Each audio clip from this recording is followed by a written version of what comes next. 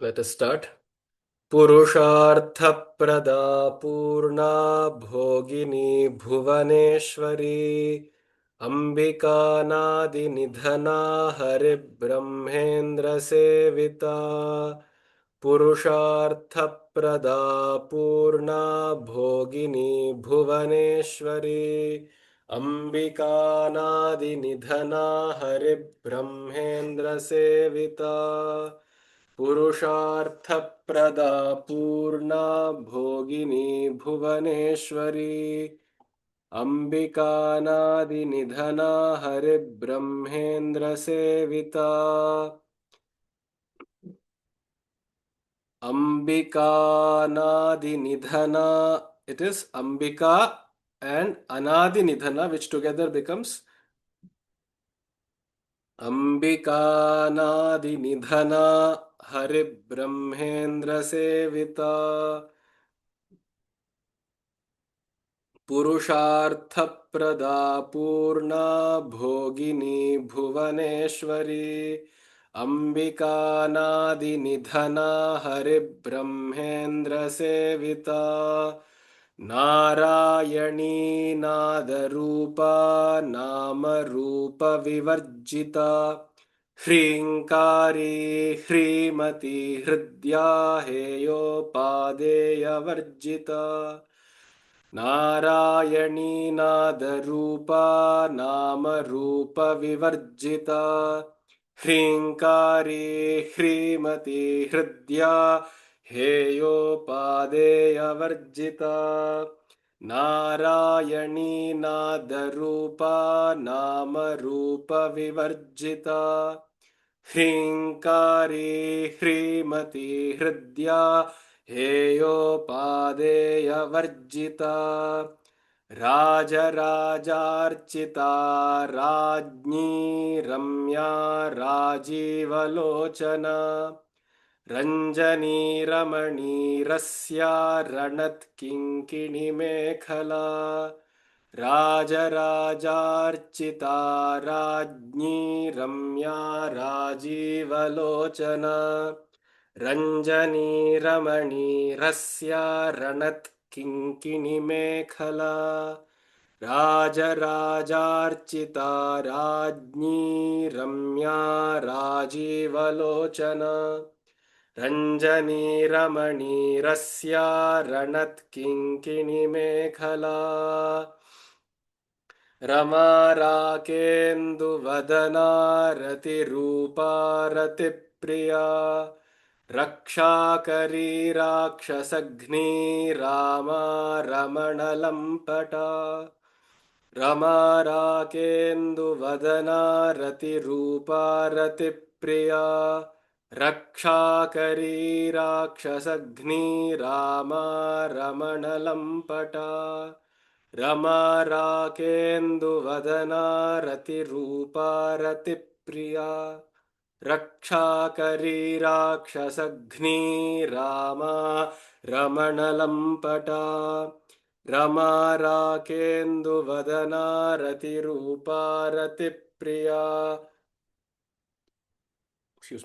रक्षाकरी राक्षसघ्नी रामा रमणलम्पटा काम्या कामकला रूपा कदम्बकुसुमप्रिया कल्याणी जगती कंदा करुणारससागरा काम्या कामकला रूपा कदम्बकुसुमप्रिया कल्याणी जगती कंदा करुणारससागरा काम्या कामकला रूपा कदम्बकुसुमप्रिया कल्याणी जगती कंदा करुणारससागरा काम्या कामकला रूपा कदम्बकुसुमप्रिया कल्याणी जगती कंदा करुणारससागरा कलावती कलालापा कान्ता कादम्बरी प्रिया वरदा वामनयना वारुणी मदविह्वला कलावती कलालापा कान्ता कादम्बरी प्रिया वरदा वामनयना वारुणी मदविह्वला कलावती कलालापा कान्ता कादम्बरी प्रिया वरदा वामनयना वारुणी मदविह्वला विश्वाधिका वेदवेद्या विन्ध्याचलनिवासिनी विधात्री वेदजननी विष्णुमाया विलासिनी विश्वाधिका वेदवेद्या विन्ध्याचलनिवासिनी विधात्री वेदजननी विष्णुमाया विलासिनी विश्वाधिका वेदवेद्या विन्ध्याचलनिवासिनी विधात्री वेदजननी विष्णुमाया विलासिनी क्षेत्रस्वरूपा क्षेत्रेशी क्षेत्रक्षेत्रज्ञपालिनी क्षयवृद्धिविनिर्मुक्ता क्षेत्रपालसमर्चिता क्षेत्रस्वरूपा क्षेत्रेशी क्षेत्रक्षेत्रज्ञपालिनी क्षयवृद्धिविनिर्मुक्ता क्षेत्रपालसमर्चिता क्षेत्रस्वरूपा क्षेत्रेशी क्षेत्रक्षेत्रज्ञपालिनी क्षयवृद्धिविनिर्मुक्ता क्षेत्रपालसमर्चिता विजया विमला वन्द्या वन्दारुजनवत्सला वाग्वादिनी वामकेशी वह्निमण्डलवासिनी विजया विमला वन्द्या वन्दारुजनवत्सला वाग्वादिनी वामकेशी वह्निमण्डलवासिनी विजया विमला वन्द्या वन्दारुजनवत्सला वाग्वादिनी वामकेशी वह्निमण्डलवासिनी विजया विमला वन्द्या वन्दारुजनवत्सला वाग्वादिनी वामकेशी वह्निमण्डलवासिनी भक्तिमत्कल्पलतिका पशुपाशविमोचनी संहृता शेषपाषण्डा सदा चारप्रवर्तिका भक्तिमत्कल्पलतिका पशुपाशविमोचनी संहृता शेषपाषण्डा सदा चारप्रवर्तिका भक्तिमत्कल्पलतिका पशुपाशविमोचनी संहृता शेषपाषण्डा सदाचारप्रवर्तिका भक्तिमत्कल्पलतिका पशुपाशविमोचनी संहृता शेषपाषण्डा सदाचारप्रवर्तिका भक्तिमत्कल्पलतिका पशुपाशविमोचनी संहृता शेषपाषण्डा सदाचारप्रवर्तिका तापत्रयाग्निसन्तप्तसमाह्लादन चन्द्रिका तरुणी तापसाराध्या तनुमध्यातमोपहा तापत्रयाग्निसन्तप्तसमाह्लादन चन्द्रिका तरुणी तापसाराध्या तनुमध्यातमोपहा तापत्रयाग्निसन्तप्त समाह्लादन चन्द्रिका तरुणी तापसाराध्या तनुमध्या तमोपहा तापत्रयाग्निसन्तप्त समाह्लादन चन्द्रिका तरुणी तापसाराध्या तनुमध्या तमोपहा चितिस्तत्पदलक्ष्यार्था चिदेकरसरूपिणी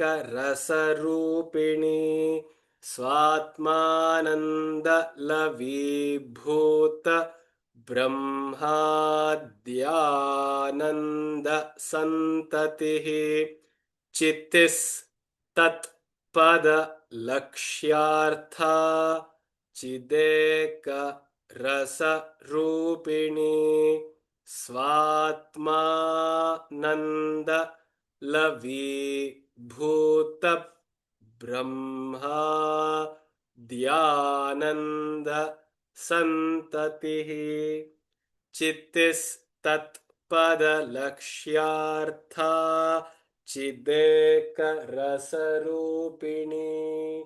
स्वात्मानन्द लवीभूत ब्रह्माद्यानन्द सन्ततिः चितिस्तत्पदलक्ष्यार्था चिदेकरसरूपिणी स्वात्मानन्द लवीभूत ब्रह्माद्यानन्दसन्ततिः चितिस्तत्पदलक्ष्यार्था चिदेकरसरूपिणी स्वात्मानन्दलवीभूत ब्रह्माद्यानन्दसन्ततिः परा प्रत्यक्चितीरूपा पश्यन्ती परदेवता मध्यमा वैखरी रूपा भक्तमानसहंसिका परा प्रत्यक्चितीरूपा पश्यन्ती परदेवता मध्यमा वैखरी रूपा भक्तमानसहंसिका परा प्रत्यक्चितीरूपा पश्यन्ती परदेवता मध्यमा वैखरी रूपा भक्तमानसहंसिका कामेश्वर प्राणनाडी कृतज्ञा कामपूजिता शृंगार रस संपूर्णा जया जालंधर स्थिता कामेश्वर प्राणनाडी कृतज्ञा कामपूजिता शृंगार रस संपूर्णा जया जालंधर स्थिता कामेश्वर प्राणनाडी कृतज्ञा कामपूजिता शृंगार रस संपूर्णा जया जालंधर स्थिता कामेश्वर प्राणनाडी कृतज्ञा कामपूजिता शृंगार रस संपूर्णा जया जालंधर स्थिता ओड्याणपीठ निलया बिंदुमंडलवासिनी रहो यागक्रमाराध्या रहस्तर्पणतर्पिता ओड्याणपीठ निलया बिंदुमंडलवासिनी रहो यागक्रमाराध्या रहस्तर्पणतर्पिता ओड्याणपीठ निलया बिन्दुमण्डलवासिनी रहो यागक्रमाराध्या रहस्तर्पणतर्पिता ओड्याणपीठनिलया बिन्दुमण्डलवासिनी रहो यागक्रमाराध्या रहस्तर्पणतर्पिता. Please be on mute.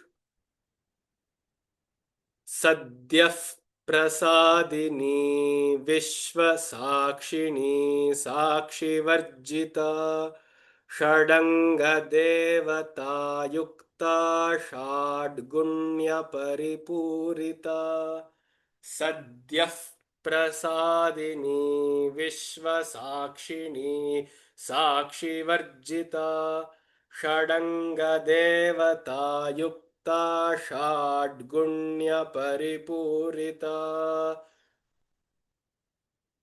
सद्यः प्रसादिनी विश्वसाक्षिणी साक्षिवर्जिता षडङ्गदेवतायुक्ता षड्गुण्यपरिपूरिता.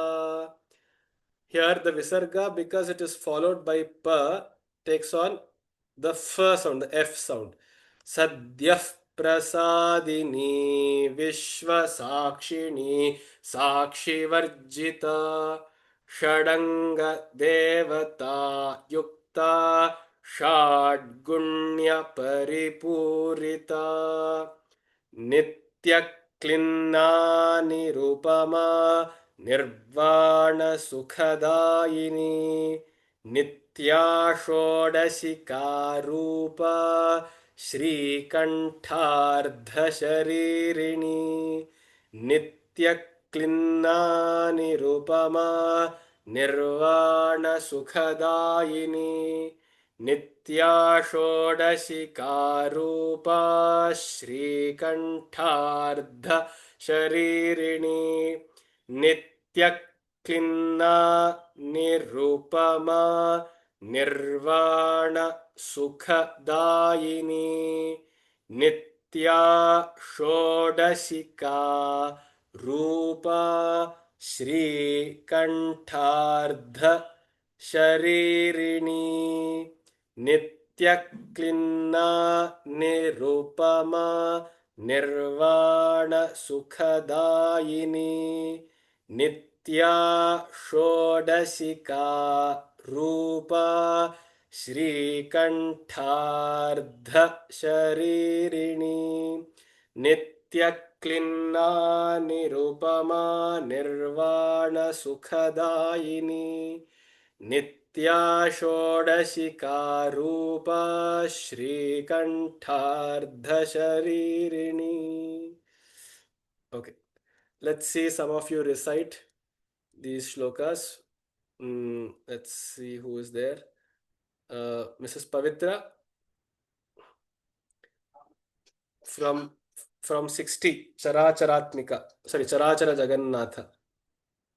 चराचर जगन्नाथ चक्रराजनिकेतना पार्वती पद्मनयना पद्मराग समप्रभा पंचप्रेदासनासीना पंचब्रह्मस्वरूपिणी चिन्मयी परमानंदा विज्ञानगणरूपिणी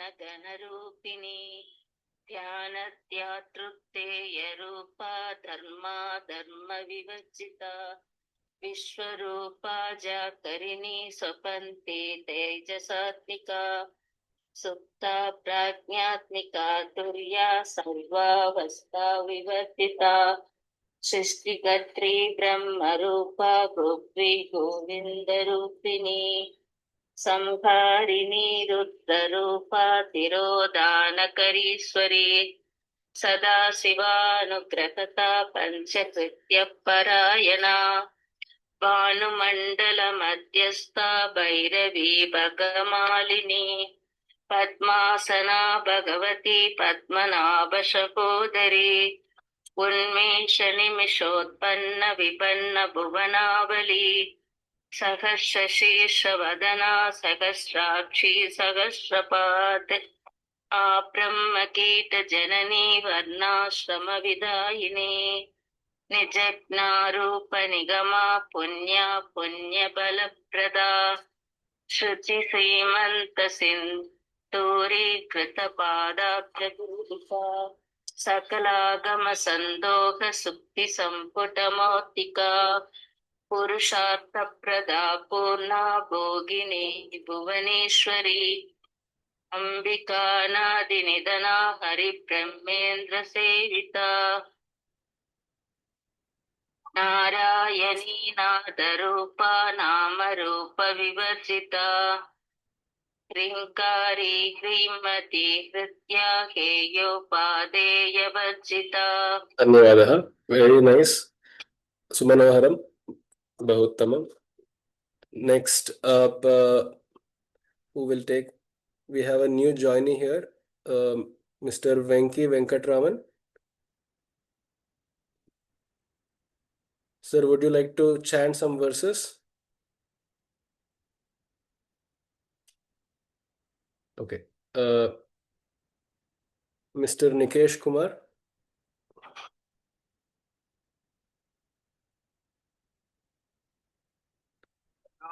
राजा सीताराम रम्या राधिकलोचना रंजनी तमनीरस्या रणति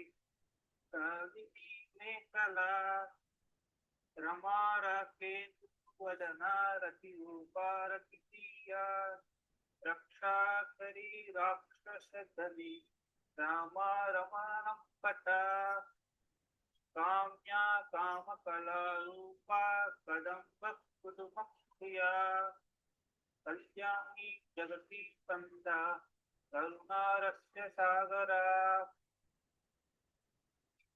कलावती कलालापा कान्ता कादम्बरी प्रिया वरदा वामनयना वारुणी मतिपहला विश्वादिका वेदव्येदा विद्याचल विलासिनी विद्याति वेद जननी विष्णु माया विलासिनी क्षेत्र स्वरूपा क्षेत्रेक्षी क्षेत्र क्षेत्रन्यपालिनी क्षय बुद्धि विनिर्मुक्ता क्षेत्रपाल समर्चिता विदया विमला वस्या वंशाहातु विदया विमला वस्या वंशार्जुन वत्सला वाग्वादिनी वामकेशी वाहिमण्डलवासिनी भक्तिमत्कल्पलतिका पशुपाक्षलमोक्षिनी संभक्ता शेष शासनता सदाचार प्रवर्तिका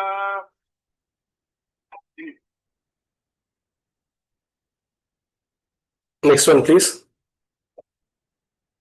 तापत्यायास्य संतप्तस्य माभला दानचन्द्रिका तरुणी तापसरास्य तरुमध्यात् समूपः तापत्रयाग्नि संतप्त समाह्लादन Chandrika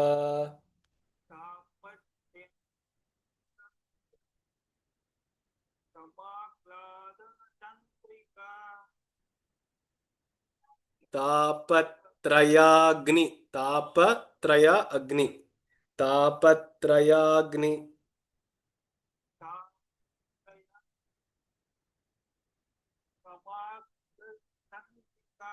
समाह्लादन. Perfect. Yes. Once again, sir. Please repeat that verse.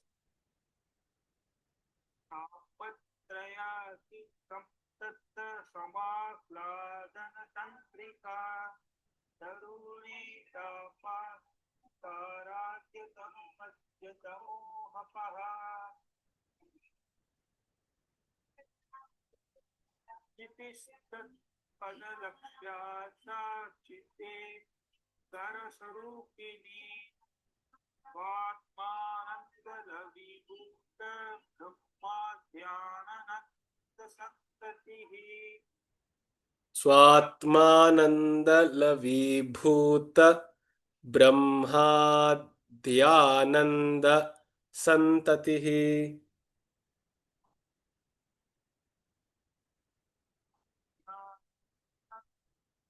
Perfect. Thank you. Dhanyawadaha. So I think that's sufficient for today. Let's continue our discussion on the meanings. So we have seen so far that she has destroyed Bhandasura and thus metaphorically cleansed our body of the samskaras which were probably erstwhile burnt down by wisdom, but still somehow took birth, took a rebirth, and they were resurrected. So such resurrected demons within us also have been destroyed, and finally, she has taken the form of Kundalini, first of Sri Vidya Mahamantra, and as the 15 syllable Mahamantra, the Mula Mantra, she takes the form, both a physical material form as well as that of a sound form, a sonic form, and she operates secondly via the Kundalini, where some practitioners prefer the right-handed path called the Samayachara, while some others, depending on their backgrounds and interests, prefer the Vama Marga, or the also called as the Kaula Marga. She is approachable by both of these, and then we have seen how she resides in different chakras, levels of her chakras in her body, uh, contributing to the breaking of those particular knots and thus releasing the blockage of energy to flow higher and higher, to become subtler and subtler, and thus reaching its pinnacle there at the Sahasrara, where a cosmic union, the Advaitic union of the Atma with Brahma happens, which is also called as Shiva Shaktiaikya Rupini, the merging together of Shiva and Shakti, the final cessation of all dualities, that is Dhyana, Dhyatri, and Dhyeya, all of these, the observer, the observed, and the process of observation, all the three completely dissolve into one homogeneous phenomenon.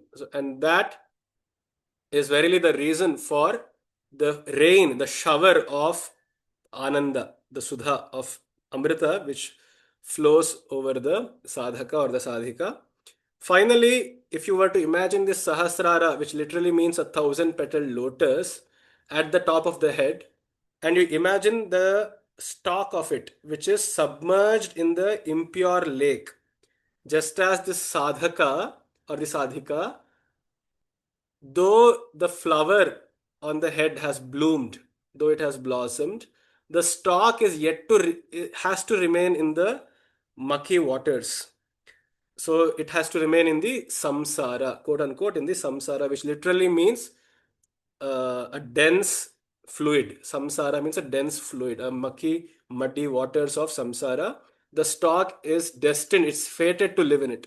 So even if the sadhika becomes enlightened, the only difference is our buds may not have bloomed, whereas this sadhika's lotus, the Sahasrara, is now fully opened, and just as the stalk is still remains in the mucky waters connected to the ground, she, that Lalita as the energy, will flow down from the Sahasrara in the form of Kundalini back to the Muladhara, and that is why the name Bisa Tantu Taniyasi, she who is as slender as the stalk of the lotus flower.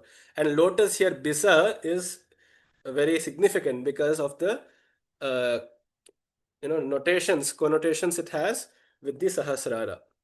And it can also be visualized as the great, so after a very scorching uh, 2-3 months of summer heat that we faced, we saw how it poured, right? It just was thunderstorm after thunderstorm each and every single day, at least here in Bengaluru too. Perhaps it has been so all over the other places also. So just as after a very scorched land, so much of the water is collected into the clouds, and thus as the onset, or to announce the onset of rains, the very first or the second thunder clouds, when they clash against each other, they create enormous lightning and thunderbolts. So that she is again, which is Tatillata Samaruchihi. Why so? Because after being Tapatraya Agni Santapta, after having been scorched by samsara, by the sufferings of samsara, one who is now so dried and worn out, all the energy has flown up into the Sahasrara, and now this vessel has become very dry, without energy, without much life. So all that collected energy which has gone into the Sahasrara, as it would clash against each other, it would create this Tatil Lata, the spark of thunderbolt, which comes down into that vessel as before the onset of Sudhasara, before the onset of the rains of Amrita. And that is a very beautiful imagery that this stotram is creating. Coming back to the 41st, which we had to begin with, Bhavani Bhavana Gamya Bhavaranya Kutharika. Now, these are very individual descriptions of Devi. They may or may not be related with each other. There is no logical connection between one word to the next. However, just as in Shiva Sahasranama or Vishnu Sahasranama, it's quite poetic and very easy. These shlokas are particularly very easy because there are not many samasta padas, not many compound words. Bhavani is the wife of Bhava. Bhava means Shiva. It literally means existence. So Bhavani means the wife of the spouse of existence, which means, so in the beginning, the Vedas and the others proclaim, even in fact in the Srimad Bhagavatam, the Sri Vishnu, that is Krishna Bhagavatam also, Krishna himself says, in the beginning there was nothing. There was neither existence nor non-existence. I became existence and I became non-existence. So it's a very esoteric, mysterious proclamation. Similar is the case with the Nasadiya Suktam, the Hiranyagarbha Suktam, and others too, where existence, which is bhava, is said to be one force, while its antagonistic force, I mean, you can look at it in different ways. You can either look at it as a spouse and as a couple, which is how these tantras look at. Whereas yin yang, etc., they visualize this as antagonistic forces: creation and non-creation, the manifest and the non-manifest, the unmanifest, vyakta, avyakta, bhava and bhavani, Shakti and Shiva. So she therefore represents the spouse of existence, which is non-existence, that is Maya. Bhavana Agamya, she who cannot be approached just through Bhavana. This is a very strong statement, you see, because with this, if people actually understand this, then they will start questioning in the entirety of Bhakti Marga itself. Because Bhakti Marga is all about pouring our bhavanas, pouring our emotions into the Ishta Devata. And it is all about purifying our emotions and increasing their intensity, but directing them all towards one singular beloved. But here it makes a very wonderful claim, in fact, very baffling, that she is Bhavana Agamya. And this is also perhaps the reason why there are not many bhakti traditions with Devi as the center. I mean, this could be quite literal, but not to differentiate between any other gods, but she is very unapproachable, in fact, more unapproachable than the male counterparts too. And that is also one of the reasons, the reasons being, first, of course, she is Bhavana Agamya because she cannot literally be just seduced or charmed by our woes or by crying and wetting the towel with our incessant tears or doing abhishekam with our tears. All that is good sentiment. It may work on the men. Yeah, it's quite misogynistic what I'm about to say, but um, usually, I mean, just please forgive me for this. I'm just making a joke here, but at least most men get seduced or get charmed or at least get blackmailed when the women or the children cry, or even when the sons or the spouse, etc., cries. But usually, if a girl cries before another girl, or if a woman is crying before another lady, she immediately recognizes some of it could be probably drama, and so she may actually see through it. But yeah, to be on a serious note, she is Bhavana Gamya because she is God who is beyond Vak and Manas. Yat Vang Manas Agocharam, that which cannot be approached through Manas and Vak, neither through expressions of thought nor through feelings which come in the mind. And speaking about she being less popularly approached by bhakti, that is, I mean, the only reason is bhakti. Most people are open to bhakti because most people take into bhakti because they have a variety in it. There is you can approach a certain deity either through the madhurya bhava or the vatsalya, or through sakhya or dasya, and so on. And the male deities or the masculine deities like Shri Krishna, Rama, Shiva, and all of them, they particularly don't mind what you consider them as, either as a friend, a son, uh, master, or whatever. But Devi is very particular. Uh, you can approach her only through one means, if at all, through bhakti, and that is only through vatsalya. You cannot, or at least 99.99% of us, we cannot really approach the Devi in her aspect of being a daughter, or of being a friend, or of being a spouse or a beloved, etc. And the reason is, she herself states in one of the shlokas of uh, Chandi Durga Saptashati that I can be won over. I mean, if a person wants to be my spouse, or even wants to at least think of me as the spouse, then I must first be defeated. I will myself go to that person only if I am defeated in all my prowess and my ego is humbled. So that's a very big statement that she actually makes, and therefore the Shastras also do not recommend, nor will the Kaula Marga, nor will the Samaya Marga ever recommend thinking of Devi as either the spouse or the beloved or a friend or an equal, or uh, not even now as a master. It is always only Vatsalya which works. That is, I being the kid and she being the Sri Mata. That is the only approachable way. In fact, that is also not true because again she is Bhavana Gamya, and she can only be known in her true essence uh, only if she wills it. So, a complete surrender is what the Shastras say of as being the only method to talk to her or get to her. That we should accept that it is she who wills when we do get moksha, if at all, and it is she who wills when I should be thrown into the dungeons of hell. It is she who is putting me through suffering, and it is she who will put me through uh, hills of pleasure too.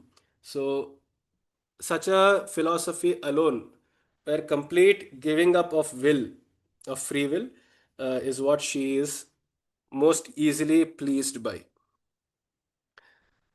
She is Bhavana Agamya, and Bhava, and that is also the reason in a very famous stotram where Adi Shankaracharya himself goes on to say, "Na tato, na mata, na bandhur, na data, na putro, na putri, na bhrityo, na bharta." I have, though he had so many disciples, etc., in his true, at his heart, he feels that actually nobody has any of this tata, father, mother, sister, daughter, sons, udyoga. Nothing of it is actually there.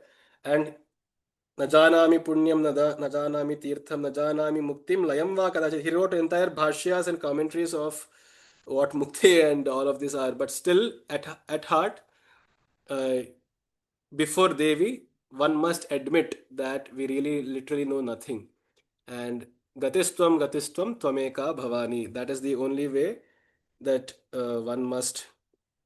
one can, not must, one can even think of pleasing the mother. Bhavaranya Kutharika. She is the Kuthara. Kuthara is an axe which is used to chop down. It's used to uproot the trees, the forest, entire forests of Bhava. Bhava here again means samsara, of existence, worldly existence, mundane existence. Just because it is an aranya, one after the other, we see mm, turmoils in life, and then we see plains, small patches of plains in the jungle too, which we go and rest on. And immediately when it becomes night, then there are insects which keep annoying us and frustrating us. So we get up, we keep swatting those flies and insects away. It becomes morning, and then we have to continue on our duty. And so all of this, it's an aranya, and we have to struggle to even find food to make a living. All of this, seeking a job, maintaining a job, and then going through the process of firing, hiring, and all that, job seeking, job hunting, pleasing the boss, bootlicking, and all of that. Why are we doing all of this? We are only doing it for our survival. So it is in fact very hard, and the Shastras do not say it is any easy. And sannyasis, the real sannyasis themselves also recognize that the grihastha life, the samsara life, is not a cakewalk. Of course, it does have its small share of pleasures here and there, which is what at least keeps us sane and somehow going. But this is a bhava aranya. It's a forest, thick jungle, thick, dense jungle. And she is the only tool at hand that we have which can really chop down one obstacle after another. Kutharika. Bhadra Priya. She loves safety. Bhadra means auspiciousness. It also means safety. She who likes safety. In fact, the feminine quality itself is to bring safety in and around where that entity is. I'm not speaking about females. I'm speaking about feminine qualities. It can be in males, females, children, whatever, transgender, whatever. But the quality of a feminine, the yin energy, is to create safety. It's to create a safe space. So Bhadra Priya, Bhadra Murtihi, she is the embodiment of safety. She is the ultimate refuge. She is the ultimate shelter. Bhadra Murtihi, Bhakta Saubhagya Daini. She bestows Saubhagya, fortunes, upon the Bhaktas. And one other interesting etymology of the word bhakta is bhajana patra. So one who becomes a vessel is called a bhakta. It comes from the same root word bhaja, which becomes bhajana. Bhajana means to be a part of, to be a vessel for. So we say Priti Patra or Priti Bhajana, right? So it means one who is the vessel holding love or affection in it. So a bhakta literally becomes a vessel or a receptacle, a receiver. So the bhakta, male or female, whatever, if we want to become bhakta, we must first shut our mouths and shut our thoughts. As they say, emptying out the vessel. We must empty our mind out, empty all our emotions out, and just listen. Mm, they say this very famous quote, right? What is that? Prayer is when we speak and God listens, and meditation is when He speaks and we listen. So that is the sign of a true bhakta, they say, where we give up everything unto Him and only we allow Him to speak. I mean, He is always speaking, but we just don't hear him or her. So we bhakta is when we become a receptacle, a receiving, an antenna. We're just catching the waves from God, from Lalita. And for such antennas, she will itself take care of all the electricity, all the dusting of the pan which must be done, all the yoga kshema will be taken care of by her. Bhakti Priya, Bhakti Gamya, Bhakti Vashya, Bhayapaha. So she is Bhakti Priya, she loves Bhakti. And here it is said Bhakti Gamya. Again, it is quite contradictory because just in the previous shloka it was told Bhavana Agamya, but now it is told Bhakti Gamya. And some interpreters resolve this contradiction by cleverly saying it is Bhavana Gamya only. It is not Bhavana Agamya, but they say one who can be approached through bhavana, and therefore bhakti gamya also makes sense. I look at it this way, that bhavana gamya literally means bhavana agamya only, that one who cannot be approached through emotions. But bhakti here would not just mean emotions, but like I said, complete surrender, right?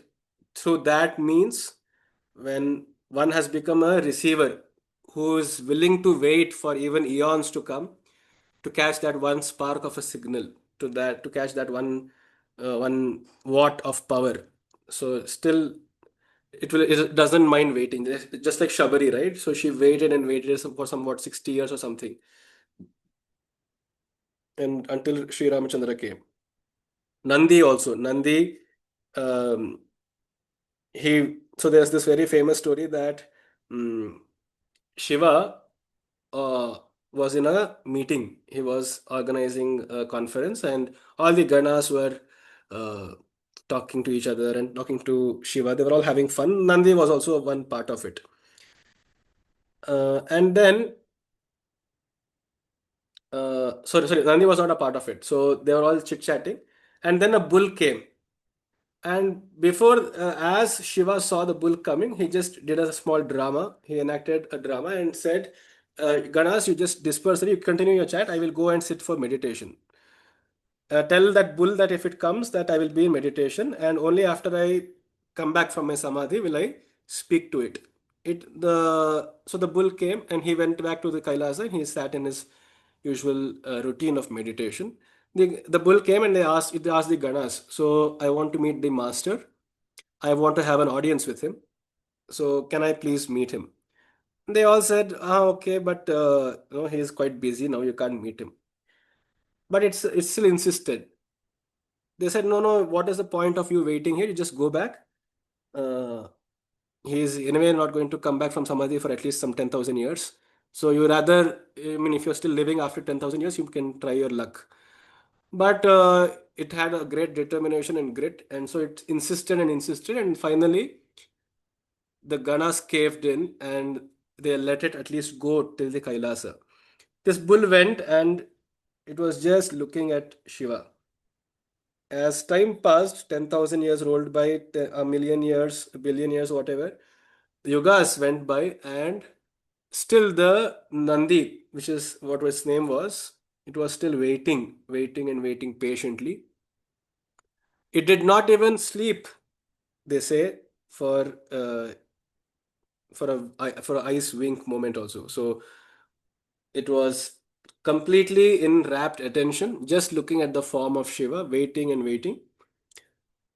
And finally, when Shiva himself could recognize that there is someone waiting and it has not left its place for what some kalpas together, he was so pleased. He opened his eyes and blessed him to be his mount, and he named him Nandi. Nandi means one who is completely uh, in ananda, one who is completely in joy. And this is the ideal characteristic of a bhakta, they say, where regardless of the consequences, regardless of, even if Shiva were to perhaps reject and send him away, Nandi may not have left. So that is the level of bhakti that one, uh, at least it is suggested that we develop. Of course, at least I am very far from it, but let's hope we get there someday. So she is Bhakti Gamya and Bhakti Vashya, and she can be conquered only through Bhakti. And Bhayapaha, one who removes, who dispels our fears. Bhaya Apaha. In fact, in the Durga Saptashati, in the Narayani Stotram, the 11th chapter, mm, सर्वस्वरूपे सर्वेशे सर्वशक्ति समन्विते भयेभ्यस्त्राहिनो देवी दुर्गे देवी नमोस्तुते. The final prayer that all the Indras and the other devatas and the Rishi Ganas they pray to is Sarvaswarupe, O Mother, who is of all forms and of all power. Sarvaswarupe Sarveshe Sarvashakti Samanvite Bhayebhyaha Trahino. Please protect us from fears. And these are not just tiny fears, or let's say the fear of a spider, of a lizard, of a cockroach, not such. It is the deep existential fears which eat us from inside out. Correct? This fear of ourselves, the fear to face ourselves, the fear of loneliness, the fear of uh, something going wrong, the fear of failure, the fear of mm, the fear of losing our body, of losing the mind, and so on. So, all these fundamental fears, she is the only person who can truly dispel them away. Shambhavi, the wife of Shambhu. Shambhu means one who is the auspicious born. So she is the spouse of Shambhu. Sharada Radhya, who is also herself worshipped by Sharada Devi. Sharada Devi, who is said to be pinnacle of the pinnacle embodiment of Sattva. She herself too eulogizes and venerates Lalitamba. Sharvani, the spouse of Sharva. Sharva means one who is sharp like the arrow. Sharva, one who is focused. You say laser pointed, right? So one whose focus is laser pointed. So that is Shiva, and Sharvani is the spouse of Shiva. Sharmadayini, who gives peace, who gives serenity and tranquility to us. Sharma.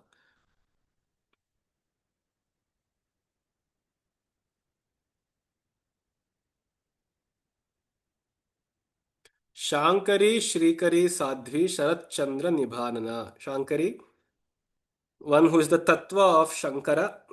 Shrikari, the tattva of Vishnu, because Shrikara is Vishnu, Shrikari is the Vaishnavi Shakti, and Sadhvi, one who is the.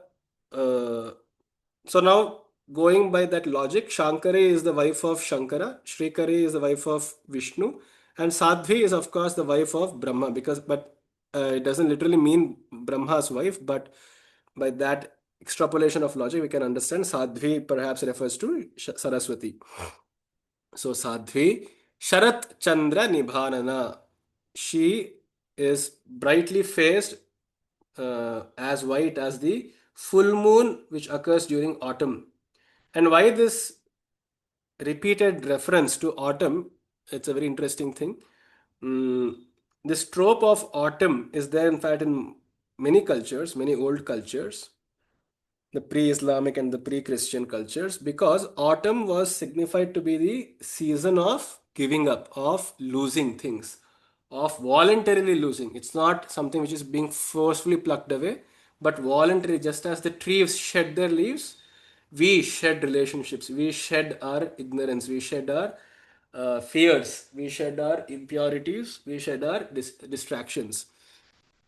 So that is why Sharada literally means one who is the embodiment of Sharat, which is the Sharat Kala. And Sharat Chandra again similarly refers to that moon which occurs in autumn. Poetically, it refers to that night in autumn which is resplendent because all the trees would have shed their leaves, and it is actually a very dry season, so there will not be many clouds in the sky. It would have just rained, and all the humidity would be still dispersed away into the atmosphere, and rivers will be in full flow, and the sun is also not very scorching hot during that September, October, November months. Uh, and so it's a very calm and pleasant season, at least for the northern hemisphere. And the night where there is a full moon is in any season is very beautiful to watch, especially so in the autumn.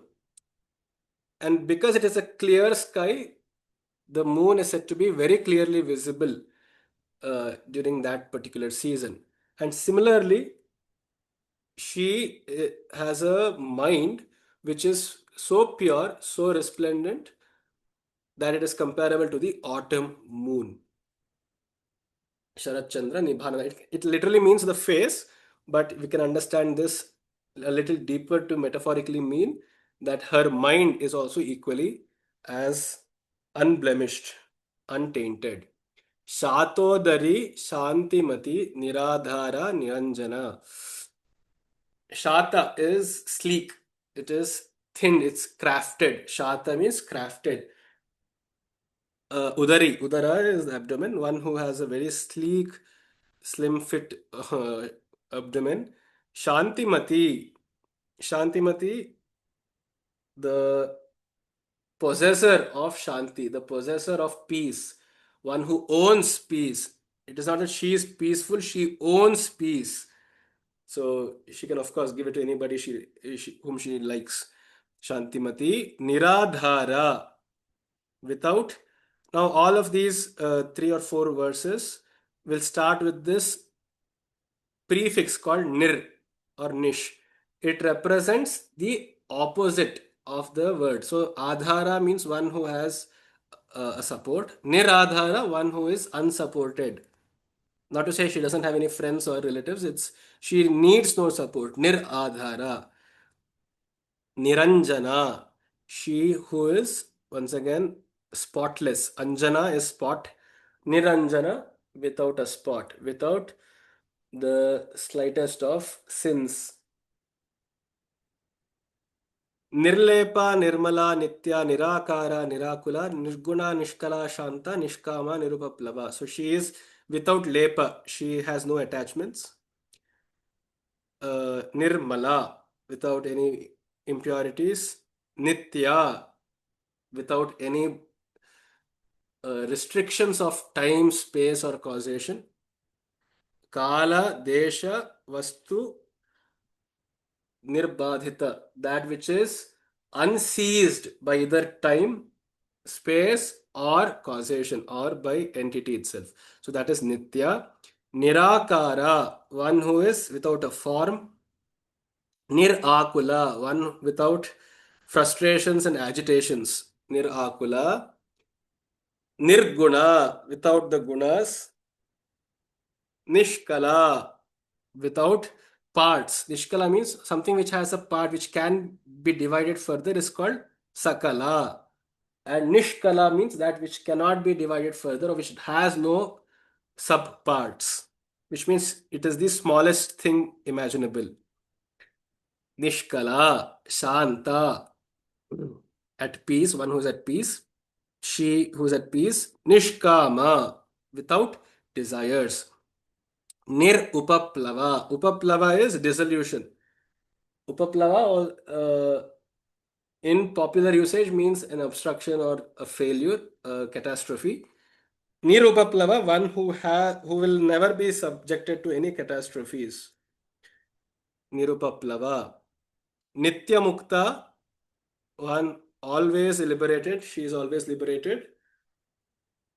Nirvikara, without vikaras. Vikaras means either vikaras of the mind, which means agitations and perturbations of the mind, or vikara of the body, any deformities of the body, which means she is picture perfect.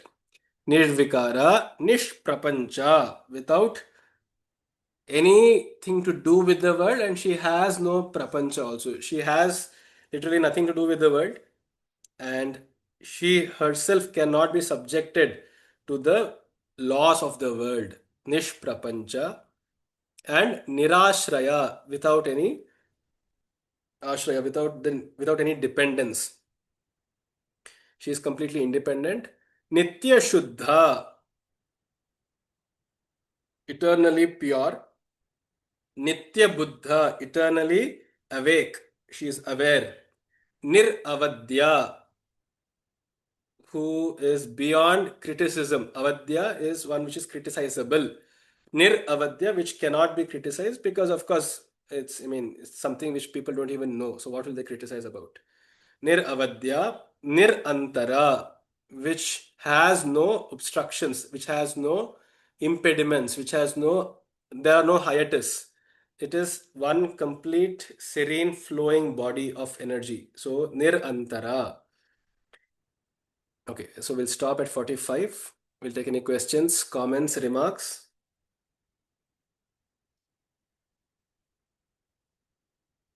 Today has been quite a light class, all words with very self-evident meanings.